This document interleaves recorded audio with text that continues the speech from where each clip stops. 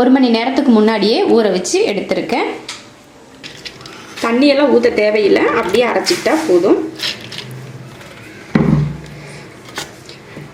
உளுந்து கூடையே பச்சை மிளகாயும் சேர்த்துடலாம்.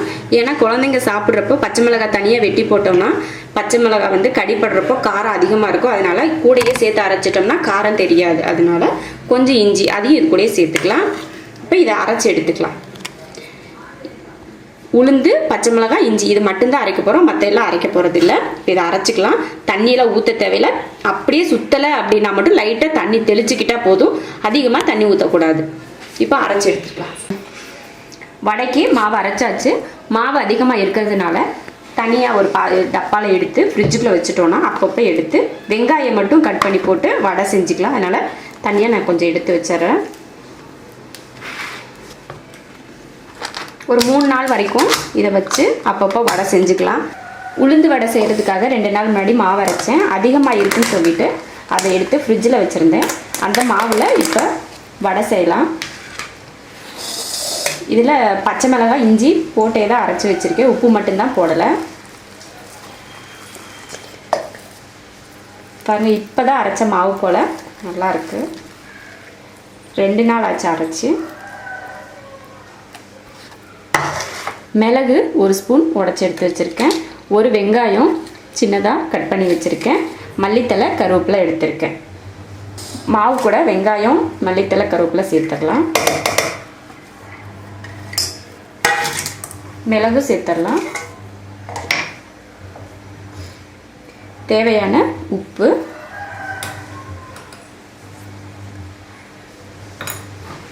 கொஞ்சம் பெருங்காயம் சேர்த்துக்கலாம். கொஞ்சமாக 1 ஸ்பூன் பச்சரிசி மாவு இதில் சேர்த்துக்கிறேன்.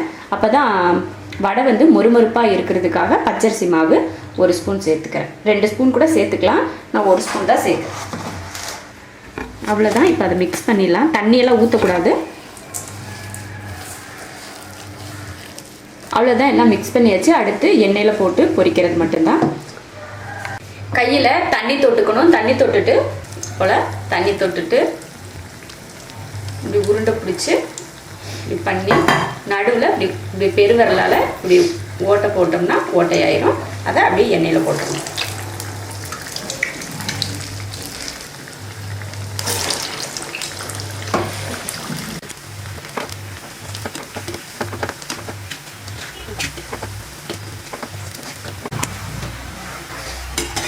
நல்லா ப்ரௌன் கலராக மாறிடுச்சு. இப்போ வடை எடுத்துக்கலாம்.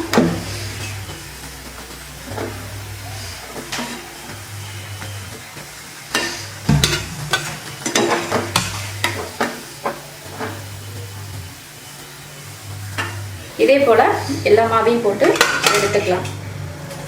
வடை ரெடி ஆயிடுச்சு. டெய்லி மாவு அரைச்சி போடுறதுக்கும் ஒரு நாளைக்கு அரைச்சி வச்சுட்டு மறுநாள் போடுறதுக்கும் வித்தியாசம் நல்லாவே தெரியுது.